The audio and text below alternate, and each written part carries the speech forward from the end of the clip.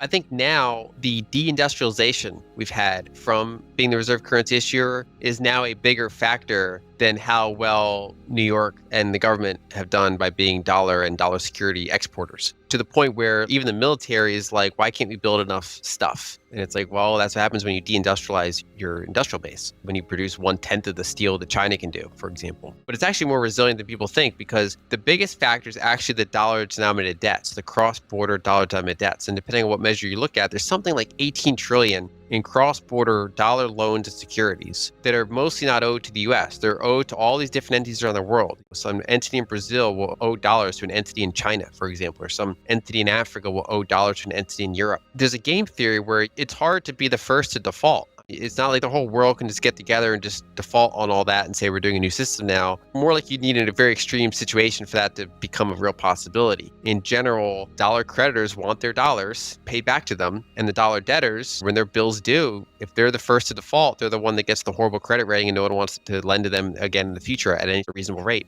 And so all of that cross-border dollar debt represents inflexible demand for dollars, and that can change over time.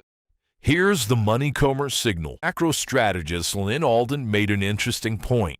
Today's biggest winners aren't random. They're the industries where government spending and AI investment are flowing. Here's the point. Stop chasing headlines and start following the money. Capital always leaves clues before the market catches on. That's the signal.